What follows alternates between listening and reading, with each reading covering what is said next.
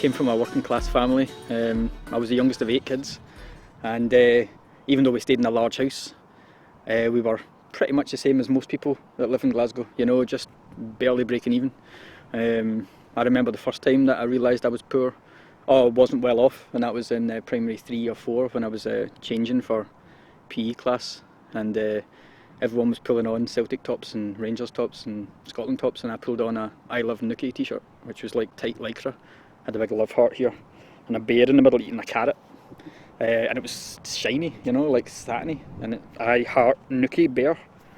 That's when I knew I wasn't rich. And I had plastic shoes as well when I wasn't wearing penny blacks or penny whites. I had these plastic Gola shoes. But we lived in a big house because there was 8 kids and we needed bedrooms, so a few people thought we had money, but we didn't, you know. But yeah, that's my background. 36 years in Glasgow. Yeah, it was a weird childhood. But it was a good childhood though, you know. How was school and how did I first get interested in art? School was strict, you know, there was a lot of strict. I was still allowed to be punished physically because all of my siblings went through the school, and my mum kind of said to Mrs. Duff, who was actually the woman who first got me into art, she said, yeah, if he gets out of line, just scalp him, you know.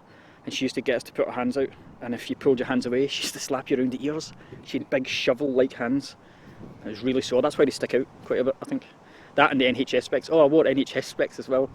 I started off in primary 1 with a nappy. Like, it wasn't a patch, you know, you get the wee cool pirate patches. It was like a big huge nappy sellotaped to my face, and the only lens I could see out was all scratched because I kept falling all the time and banging into things. So it was like looking through a shower screen or a privacy window, you know. And I had sellotape in one of the corners at all times, or maybe even in the middle. But yeah, Mrs. Duff, and my big brother Kevin, he's a great artist. I used to look at his paintings and his drawings. I used to steal some of them as well. And looking at him, looking at his work kind of inspired me to become an artist. And Mrs. Duff as well. Myself and a friend, John Scott, he had NHS specs as well, only they were pink, like pink plastic. It was brilliant. Mine were brown like Jack Duckworth, but his were pink, see-through pink. Very feminine. And the two of us were good at cartoons, so Mrs. Duff took us aside in primary 2 and asked us to do the Christmas decorations every year. So every year when it came to the end of November, we'd get a couple of weeks off to paint snowmen and nativity scenes and all sorts, and it was great fun, and I think that's what got me into art. And then I was working in pubs for about 15 years. I ended up managing a pub in George Square called the Piper. It was a lovely wee pub with great people, but it was owned by a moron, so I left. And then I decided to take the plunge, and I sunk every little penny that I had into opening a wee studio. And if it wasn't for my good lady over the last couple of years, it would have folded a long time ago. I spent too long fighting for independence and not enough time doing art, not enough time making money. 3 years now I've been at this, well, 1.5 years officially, because there was so many hold-ups. The landlord is the local council, and they screwed up the planning permission for about 6 months, so I couldn't even open. So I was stuck in there in the dark with the shutters down for 6 months and nobody knew who I was.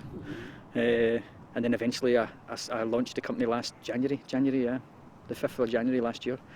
And it's been slow. I've got my first exhibition in September, and doing it all myself. It's very, very scary because I'm already worrying about, I don't think anyone's going to buy anything. So I'm going to have a house full of all my own art, and I hate looking at my own art. But I'm not going to fall in that trap of just painting things that I think people will want. I'm actually going to paint things that I like myself, and I think I'll put more feeling into it that way. So I'm painting Muhammad Ali and Victoria Wood and Prince and all the things that I kind of enjoyed while I was growing up. I did a wee bit of boxing, so I always used to look up to Muhammad Ali, and Victoria Wood's a funny woman, and Prince's music is just phenomenal. So my exhibition's going to be half political and half all the things that I like. But the political art thing came about just naturally. I used to volunteer to design stickers and posters, banners for people, because I could do it. And a few people came round. My wee pal Helen Tennant came round with a road sign that she found, and I painted red Tories with an arrow on it because she was going to the Labour conference. And then word spread, and I started to do flag after flag, and then it was sticker designs. I designed a wee sticker said red Tories out, which ended up going up in a few places. I never stuck any up myself. I'm not into vandalism. And it just kind of progressed from there. I've got a couple of friends online that are much more witty than me. A friend, John Thompson, he's an absolute genius when it comes to political satire, and he contacts me every now and again and says, do a wee cartoon of this, and then I put it out publicly. I like to get people involved. I always ask people to help out with the grammar, but I'm actually okay with grammar, but I like to put it out there to get people involved, because I think it's an inclusive thing, you know. We need to build bridges instead of walls like Trump wants to do.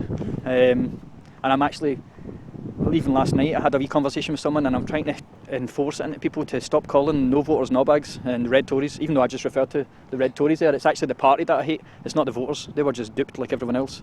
But yeah, I do think that political art is a good way of getting your message across. Especially the actual cartoons are much more popular than my paintings, which is, I painted a painting for my friend Lyle, and it was a unicorn standing on its back legs, and it's broke the chains, and it's on a dirty butcher's apron. And I spent 2 months on that, and then I did a doodle of Jeremy Corbyn with a big nose, because he was lying about Scotland when he became the leader, and it got 55,000 shares or something like that, you know, and I spent 10 minutes on it, and that's when I realised that it's just not fair. You know, I spent 2 months stressing over Lyle's painting, and I like Lyle, you know, so I would spend longer on it for him, but it's probably the best painting I've done so far.